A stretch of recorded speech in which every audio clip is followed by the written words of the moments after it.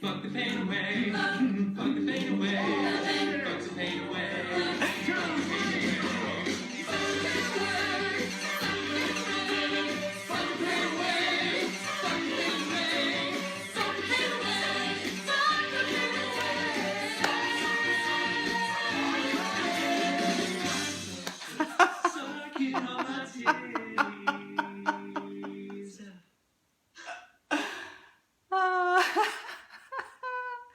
I really hope that Facebook doesn't censor this Facebook Live for my use of that little bit of one of my favourite songs at the moment, Fuck the Pain Away, from the soundtrack to Sex Education, one of my favourite shows in the whole world, which I've just finished watching on Netflix. There you go. I love it. So hey, and welcome to my Road to Rapture Part 11, Reframing and Reconceiving. But before I go into today's content, today's share, let me just introduce myself briefly. Hi, I am Shakti, Shakti Sundari. I'm a priestess of love and sacred sexuality, and I'm a teacher and facilitator of sexual and spiritual awakening for women. I've written this book after 20 years of doing this work, and this book is called Rapture, a guide to sexual and spiritual awakening for women. The book's going on sale on Amazon on Saturday, October the 9th, and the course that I teach that the material dovetails with is starting on October the 28th. So hey, and welcome. I'll put some information below for the book launch event, to which you are very warmly welcome, as well as to the course. So today, reframing and reconceiving. So I left off in yesterday's live where I got to the point where I just felt like I had to shelve the book for the time being. I got to like a bit of an impasse. I didn't really know how to progress, having put so much energy and time and passion into writing, and then kind of getting no response from any agents or publishers, and some feedback from a few close friends that really, you know, it's too salacious and too sad. So yeah, the book writing was shelved. And as I was reflecting on this morning, what I felt to highlight was how we're constantly evolving. You know, we're constantly shifting. Life is constantly flowing, and we have this tendency, I think, to fix or want to try to fix things. We want to try and fix people. We want to try and fix beliefs. We want to try and fix things as a constant. But the reality is we are constantly evolving. Life is constantly moving. There are no fixed things ever, really. And somebody asked this question in a group that I'm in on Facebook the other day, and the question they asked was, who in this group considers themselves evolved? And I just laughed at that question, because I thought, well, if you say yes to that, you're probably deluding yourself.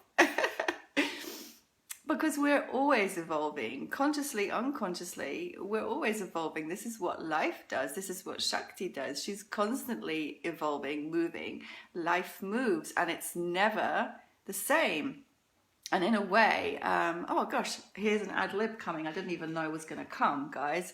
You know, this movement, this evolutionary impulse, which is the movement of Shakti through us and through life, I believe personally that's part of why the masculine is afraid or intimidated of the feminine until he meets his inner feminine, because she's actually the one who is wanting, you know, I think there's a myth about men want freedom and women want domesticity. I think Shakti in her true expression is absolute freedom, absolute creativity, and absolute self-expression. And she would never be, so the masculine wants to tie that down and to structure it and to fix it and control it and stop it and put it into boxes. And that's not the nature of Shakti at all. That's just my perspective. I'm curious to know what you think. Anyway, so by this time, I'd been in the process of writing this book for something like 6 years, 7 years. I don't know. I don't really have a firm grip on like when I started and when it was done, but it's something like that roughly, right? But of course, in that time of writing and stopping and starting and going back to it and leaving it and then starting again, I'd been through several relationships or loverships. I'd been through an abusive relationship and come out the other side of that, and that's no small thing. I'd been through menopause, so when I started writing I was still bleeding, and then by the time I'd stopped I was in menopause. Like, that's a huge transition to go through. And of course, in all this time I'd been teaching, I'd been studying, I'd been continuing with my own practice, right? So of course I'd been deepening in my own experience of what it was to be a woman, what it is to embody sexual energy, what it is to be tantric, what it is to be awake and to be aware. So all of this had been shifting within me, of course. I'd been teaching for years by this point, going through many cycles of different workshops and retreats. I'd been teaching my Dancing the Goddess practice and it getting really close and intimate with the goddesses of Tantra yoga, and leading a retreat around that. I'd been deepening in my engagement with tantric meditation practices and leading retreats around that. And, another key shift that had happened had been, I'd been teaching Kundalini yoga and meditation by this point for 10 years. And at the very beginning of 2020, just before or around the time of lockdown, revelations came out that the guru who brought Kundalini yoga to the Western world, and who was, he's dead, but was much revered, and all the teachings kind of stemmed from him, that he had been an abuser. And of course, so many repercussions from that. And for me, that meant that I pretty much instantly cut ties with that lineage and with those teachings and practices. And at the beginning of 2020, went into a very quick shifting out of the field of Kundalini yoga and into the creation of my own yoga practice, Shakti yoga, which is what I teach now. So it was a beautiful moment of severing those ties and finding actually the power and the sovereignty within myself to recognize, well, actually, I've been doing this stuff for almost 20 years. I know a lot about embodiment, embodied wisdom, embodied awareness. Like, I don't need a guru to be the head of anything for me. I can teach from within my own embodied wisdom, right? This has been my path for so long. I can share this. I trust in that. I have faith in that. There's so much that can come through me. So that was the shift that happened for me in early 2020. And I've been working with, there's a couple of spiritual guides that I would like to name because they've had a really profound influence on my own evolution and shifting consciousness and deepening realization. One of them is Ananta Kranti. Thank you, Ananta. I love you. You're amazing. One of the few people, I want to say that, who's there in the world as a teacher, as a spiritual guide, whom I respect, whom I trust, with whom I feel safe, who is who walks her talk, who's real, who is embodying what it is to live tantrically, to bring the integration of spirituality and form into life. A woman. Perhaps it's no coincidence that the people I'm going to name are all female. I have lost faith to a certain extent in male teachers, gurus, guides, but I will never, ever, ever bow to anyone as a guru anyway at this point in my life, because the guru is within. And kind of ironically, when I used to tune in to teach a Kundalini yoga class, the mantra that we tuned in with, Om Namo Gurudev Namo, it means I bow to the divine teacher within. I bow to the divine teacher within, who takes me from dark to light. And yet all the time there was still this sense of bowing to something beyond us. But of course, well, maybe not of course for you, but of course for me, The guru is within. The teacher is within. Everything I need to know is within. And ultimately the answers I've been seeking for and that catalyzed me to writing this book, I had to recognize that all of that seeking out, and I'm making this gesture of my arms out, seeking out, I have to come back in and find all of the love, the truth, the wisdom, the ecstasy that I've been seeking outside here. The other teachers that I'd really like to name as being influential in my evolution and development are Thesa Sophia and Fleur Inanna. Really more guides and mentors, I guess, than teachers per se. And I've been ever more deeply immersed in their world of deep meditative practice through the body. And I can't tell you how much that has been a lifeline for me, a point of deepening for me, a point of shifting for me, a point of profound integration of my shadows and a deeper allowing. Can you put a link? Yes, I will. A deeper allowing of my all to come forth and be loved back home in the field of stillness that I am learning to still cultivate within my own being, because it's only in that I find everything can be met, everything can be resolved, and the true movement forward can be found. So I want to bow to those three women as guides for me on my own path. So yes, so much change, so much evolution, so much stopping and starting along the way. But often when we're in it, of course, we can't see it because we're right there. We're like there on the point and we can't see the wisdom and the intelligence of the flow. I see this again and again in my own life, and I know it reflects a truth. It's like we can't see it because we're in it. So whether we deem it good or whether we deem it bad, whether we resist it or whether we're going with it, actually what I see as I look back is the perfection of every moment, and how it was seeking to flow me towards the next part.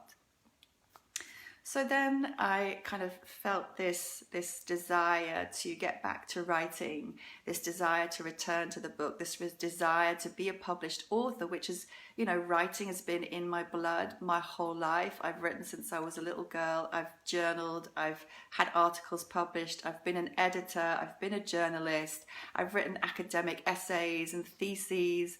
I've written business reports, I've written in many styles and places, and I love to write.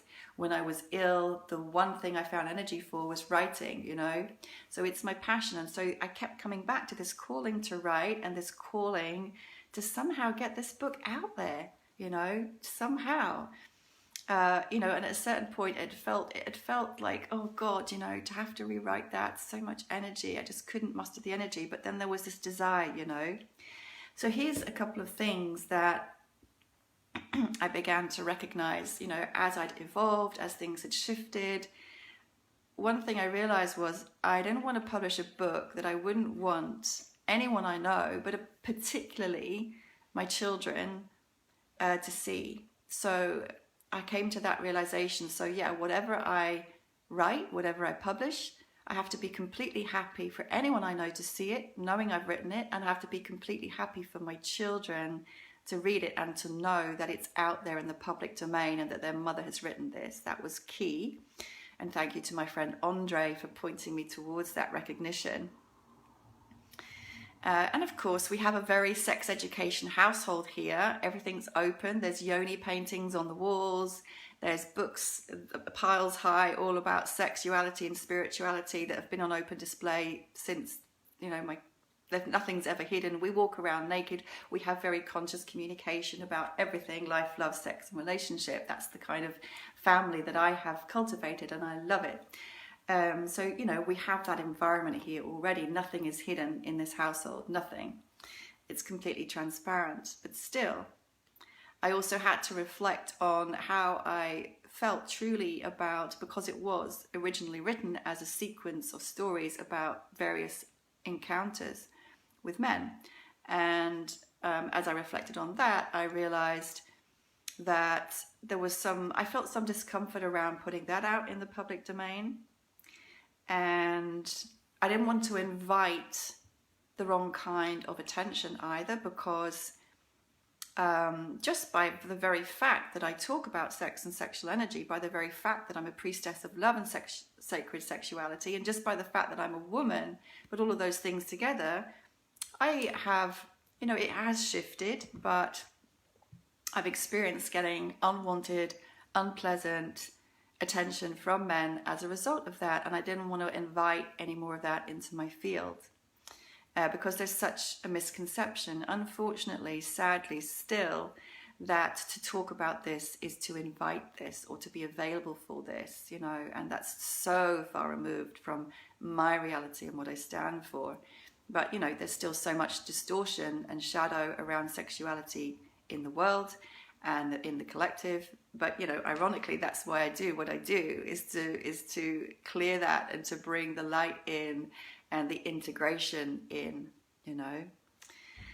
So that became clear. I wanted to honor my children, honor my former lovers, and then I realized what that meant was I was far more interested by this point in sharing the lessons, the insights, and the gifts that I had learned and received, as opposed to focusing on all of the salacious, sensual details of my encounters. And so I began to rewrite, but still finding it very challenging to juggle writing with working, with parenting as a single mum. But I think I would have found it challenging with a partner as well, to be honest. I know that I function best when I'm focusing on one thing and one thing alone. I'm not good at multitasking. Forget the myth that women can juggle many things. I can't. I'm best when I focus really down and hone in on one thing. And then two factors catalyzed, finally getting close to the point of having a finished book that I wanted to publish. And here are the two things. So one, this wonderful organization called ECHO, EKHO. They're an online platform for teaching sexual health and well-being for women that was set up last year. They approached me and invited me to film an online course for them. So that was a great honor, and I really loved doing it. And actually, it was such a wonderful experience. I've got something in my eye. It was such a wonderful experience because we did it during lockdown. So normally they would have sent a film and camera crew to my house and rented a place and done all of that stuff. But in the end, I did it at home. And my daughter Rose filmed all the content. So, she's a wonderfully talented photographer, artist, musician, and she filmed the content. It was such a beautiful mother-daughter bonding experience. And we filmed it over the course of a weekend. And the course is called Sex is for the All of You. And what I realized as I kind of conceived that course, I basically wrote very basic scripts for each video clip, and then we filmed it all in more or less one day. But what I realized as I did that, and in the process of interacting with my daughter, was I realized how much I know that I can just talk to many of these themes without notes, because I prefer to talk unscripted. I don't like to follow a script at all. I like to be completely spontaneous and in my flow. I realized I can talk to these subjects without notes, without a script, and I know a lot. And it's so second nature to me. I forget that for a lot of people, what I'm sharing is new. And I take it all for granted because I've been immersed in this world for so long. This is my reality. My reality is sacred sexuality. My reality is conscious communication. My reality is tantra. My reality is yoga, But I realized that a lot of the wisdom insights that I have, looking back, I've acquired over 20 years of teaching, 20 years of studying, 20 years of practices. Okay. And then I realized that the sections for the course that I'd created very much dovetailed with what I was writing in the book as I was rewriting it. So the lessons, they dovetailed. And then there was a second factor, and here I'm going to recommend another book. And actually the reason that I was late on today is that I was looking for the book and I can't find it. I've been looking high and low for it and I can't find this book. But the book that I was reading is Existential Kink by Carolyn Elliott. So I highly recommend this book. It's brilliant. It's a way of integrating your shadow and with your sexuality. And it's not in the way that you think. It's not about kinky sex, actually, but it is about owning your shadows fully, owning your blind spots, owning your weaknesses, owning where you're stuck in your life, and allowing yourself to get off in the feeling of pleasure and enjoyment in that recognition as a means to subverting and releasing that stuckness, that block, through the enjoyment and through the pleasure. And it works and it's powerful and it's an amazing book. She's a wonderful writer, really inspired me. So I was reading her book, and in one of the chapters, and I can't remember because I don't have it, couldn't find it, she says, focus on one thing for a month. So as I journaled on that, I was like, what's the one thing I want to focus on? And I thought, of course, I want to focus on writing the book and getting it done, because it's been dragging on now for like 8 years or something. Like, let's get this fucker done. I really want to publish the book. So what I resolved to do was to focus on writing the book to completion within a month. That was my commitment to myself. And then what I decided to do was to teach a course that went hand in hand with what I was writing in tandem. So I gave myself this deadline and this commitment. People signed up, women signed up for the course. And I already had the first few chapters, so that was easy. And of course, it wasn't just about sharing the chapters, but I was basically uploading a chapter a day, every weekday for a month. Actually, must have been more than that, but anyway, because there are 19 chapters.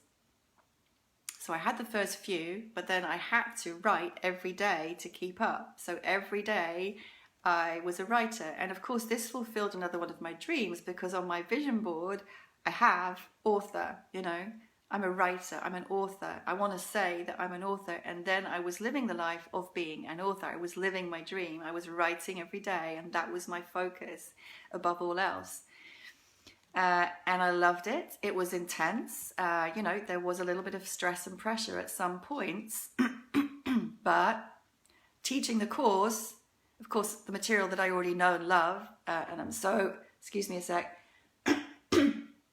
and so have been so immersed in for so many years, as I've been teaching women for so many years. But teaching and writing in parallel, I loved it. And I got it done. I got the first final draft done in that month. Like, woohoo! You know, finally! It wasn't fully complete, but I had the final draft of all the chapters there and in place. And I'd created the course. Rapture, which goes along with the book. So how amazing. I'd birthed two wonderful things and fulfilled my desires. It felt really, really good. And that's where I'm going to leave it today, on that feeling of like, yay, I've written the book, I've created the course. Of course, you know, here we have it. There are a few more steps. And of course, you know, I've shifted a little bit in my narrative now from the journey of sexual and spiritual awakening to the journey of writing a book and publication. But of course, for me, everything in my life all goes together. Tomorrow, I'm going to talk about what's actually inside here. What's actually in this book? What's it about? You know, I keep using the phrase sexual and spiritual awakening, but what can you expect to find in here if you buy it? I'm going to talk about that and a few more beautiful synchronicities and maneuvers that the universe made with me to get to the final version that I finally uploaded for like about the 10th time to Amazon. Yeah. And you know what? I was going to say at the beginning, but I'll say it now because I forgot.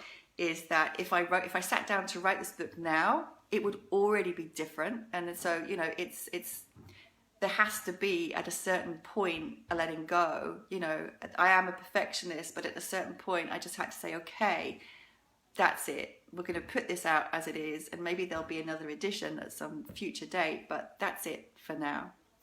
So tomorrow we're going to take a look inside and about the final steps in coming to be ready for publication. So if you've been watching or if you're catching up, don't forget that this Saturday, it's coming up very, very imminently. We've got the live launch event in the Rapture launch, it's such a bloody mouthful, in the Rapture book launch Facebook group. You have to be in the group to be a part of that live event. You don't have to be there all day. You can come for the bits that interest you. The whole schedule is published in there. But basically we're starting at 10 in the morning on Saturday, and we're going to go through the day with breaks, with readings, music, card readings, I've said music, haven't I? Competitions, and 3 free classes. So you can try out and enjoy a Shakti yoga class, a tantric meditation class, and a Dancing the Goddess class with me as part of that day, all free. But you have to be in the group to get the link, and there are going to be some amazing prizes available as well throughout the day. My intention is to make this book a bestseller, and I need your support for that. I don't have a publisher, I don't have an agent, so you know, it's all on the energy of love and community and support. The other thing to say is that the course, the next round of the course, and that doesn't mean you have to have done anything before, it just means I've been repeatedly teaching this course, and I'm teaching the same material for the 3rd time starting on October the 28th, and each time I teach, of course, it gets deeper and richer. I'd love you to join me. If you're called, look below, I'll put the link, or reach out to me one-to-one for information. And I think that's about it for today. So once again, thank you for being with me. And looking forward to sharing with you again tomorrow about the juicy, juicy content. Loads of love. Have a beautiful day. Bye for now.